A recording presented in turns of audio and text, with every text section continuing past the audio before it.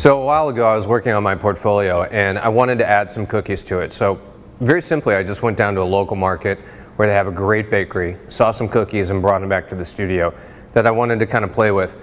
If you look at my portfolio online, you'll see this cookie shot where there's a group of cookies stacked on top of a glass of milk and this really cool parchment just kind of working its way through the cookies. One of my most complimented shots in my book. It gets a lot of attention, probably because it's so simple and the eye naturally goes through the whole thing.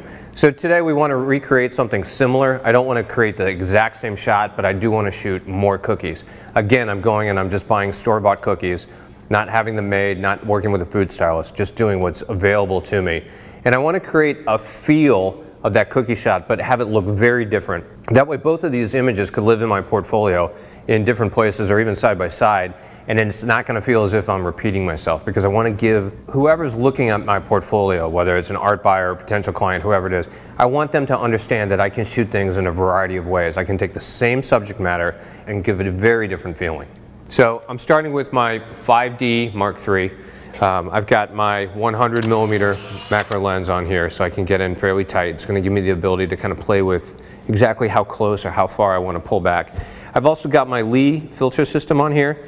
This is something that I use all the time, and the reason is because of polarizers. I am a big fan of polarizers. These things help greatly just in terms of knocking down glare, knocking down reflection. If I want to pull something off of the surface, I can do so. Or if I want to pull something off of a bottle or a highlight that's really gross, I can do that with the polarizer. These are always on my camera for the most part. On a day like today, I might not need it at all. It's so cloudy, I'm really not getting any glare. And in fact, I don't want to push the ISO. I'm going to keep the matte box or the compendium hood on there because I want it just to shade the camera. That'll keep it from having any stray light coming in. Polarizer is going to go right there. So my Phobostand, as I told you, I live and die by this thing. I don't have it completely locked in place because I want a little bit of flexibility to play around with the milk and cookies.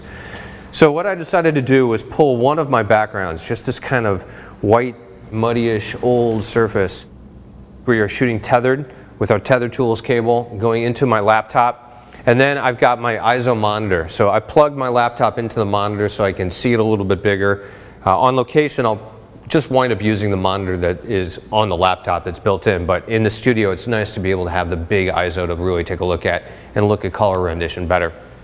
So that's kind of our basic setup. Shooting all tethered so we can get right to it, and we're shooting into Capture One. We've got the latest and greatest, the Capture One Pro 8, so that's out now and we're just starting with that. So let's get started. I want to go ahead and make some selections here, which I've already done in terms of my capture folder. I'm naming this Milk and Cookies shot. I've got all my metadata in there plugged in already because I want this stuff done. As I'm going through a whole series of images, I don't want to have to go back later and input all my metadata and all that kind of stuff. It's already done in the program. As I capture each one, it's going to come up and it's in it. So it's a good thing to go ahead and do. Plus, I love to label things so I know what they are as I'm going through.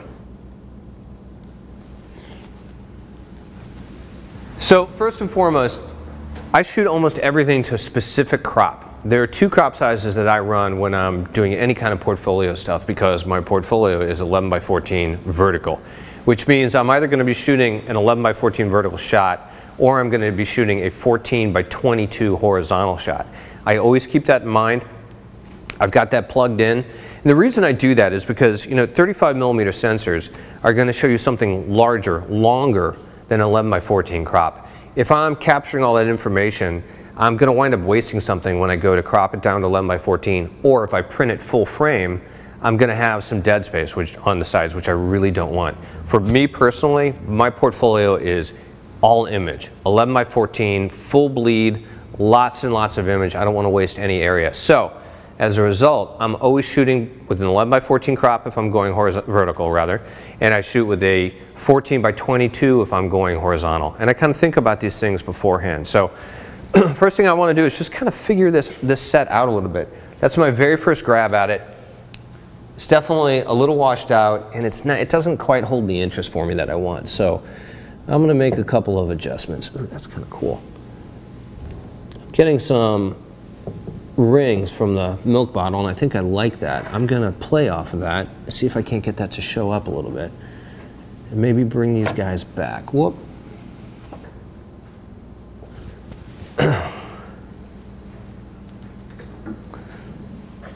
So one of the nice things here is we've got a really cloudy day, but there's still a good amount of light coming through this window. We just kind of brought the camera right next to it. There's so many clouds. It's just a giant softbox out there, really. I mean, the sun is so diffuse because it's going through all these clouds that it's just a really even source as it kind of pushes into the studio. On a day where it would be really sunny, I would either want to diffuse this because it would be coming in too much, or I would move my entire set into the interior of the studio because I want to get away from that really direct sun. So I'd bring it into the studio a little bit, which puts it into open shade. You may hear that term, open shade. I say that several times, and some people are not quite sure what that means. If you think about it in this terms, if you were in a park and you were under a pavilion, you're going to be in open shade in that pavilion where all the ambient light from outside is going to be pushing in there, but it's going to have a direction. It's going to come from the source. It's going to come from the same direction as the sun source, right? So you're still going to have direction, but you're not going to have these harsh shadows, which is not what you want in food. Food looks awful when you have harsh shadows. It's nice when it has this kind of just soft, real warm, real kind of ambient feel. So that is what we're going for without question.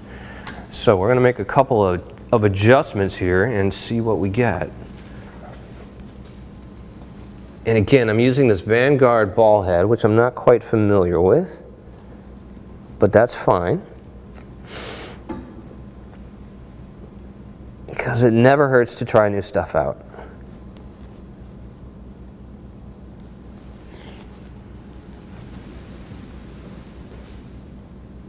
So I've got my 100mm on here. It's a macro lens.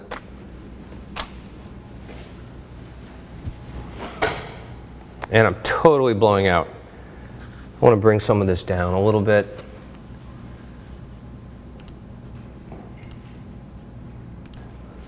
All right, so just taking a quick look, I'm pretty blown out here. Right now my camera settings, I'm at ISO 100, and the reason I've gone there is because I'm actually locked down and I've got a nice stable camera. The more I push the ISO in order to gain light and reduce my shutter speed, I'm going to wind up picking up noise. Now, I know I'm definitely old school because these cameras are great at 200, 400, even 800. You're not going to see any noise. I personally really like to shoot at 100 because that's where the cleanest files exist. So, since I've got the luxury of having a nice lockdown camera, I'm not doing this handheld, which, by the way, let me talk a little bit about handheld. Handheld photography and food photography is a bad idea, and here's why. As you're going through and you're fine-tuning things and moving things slightly, if you're handheld and you try to go back to that same position, you're never going to get right back to that same position. You're always going to be off a little bit. So lock that camera down. That allows you to fine-tune the details and really craft this image. Always do that. So here's the deal. Right now, I'm a little bit blown out. I'm at 1 second, which is a fairly long shutter speed, and my f-stop is at 5.6. That's pretty shallow. 5.6 is actually pretty shallow for a 100mm macro. I want a little bit more depth of field, and I absolutely need to stop down a little bit in terms of the amount of light coming through because this is blowing out. So I'm going to drop down to ½ a second in my exposure, and I'm going to stop down to, let's say 7.1. Let's see how that looks. So let's go down to ½ second and grab one.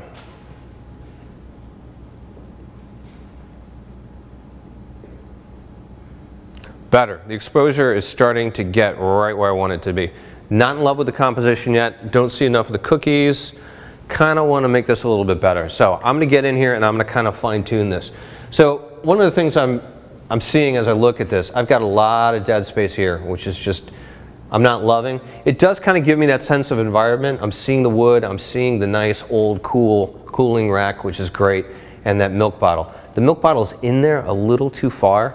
But I do see that little ring from the base of the milk, which I like. So again, I'm going to capitalize on that. Ooh, even better. Let's see if we can get a couple more of these. It's kind of cool. And let's move our cookies around, rather. Bring this guy forward. I very often will position myself with my head between the lens and my subject. And the reason why I want to do that is because I want to look at what I'm doing from the camera's perspective. Now, I'm very careful in doing that. I don't want to jerk my head back. I don't want to smash into my lens. I definitely don't want to push that lens hood backwards at all. So I'm just getting in here and I'm kind of being nice and gentle, and I'm taking a good look at this cookie composition and how to make it better. Needs to feel a little bit looser, a little bit more organic, a little bit more natural.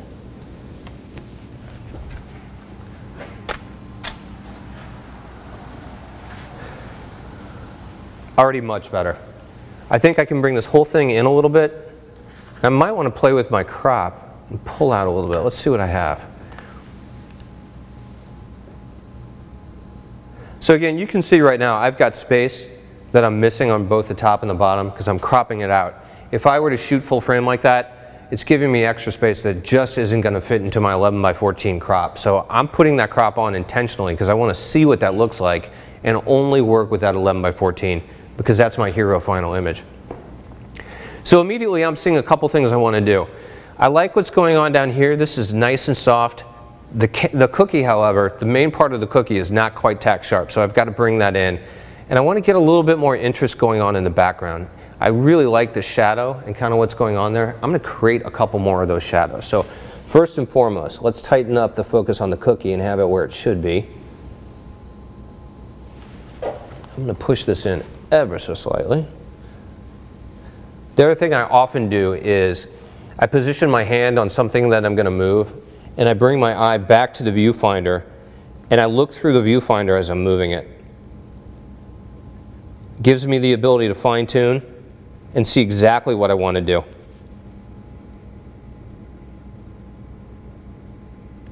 All right, let's take a quick look at that.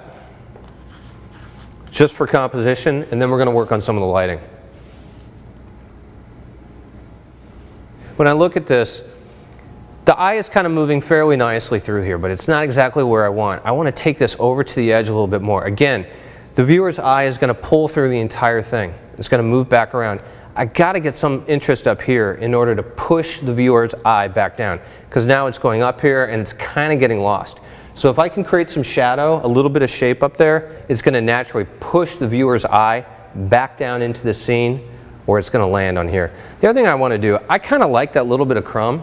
I want to get some more of them. So I'm going to steal a little bit of my cookie from this side that I don't see, and I'm going to drop it in there. And I'm going to be very haphazard about it. I'm just going to kind of let it happen. Even got a raisin.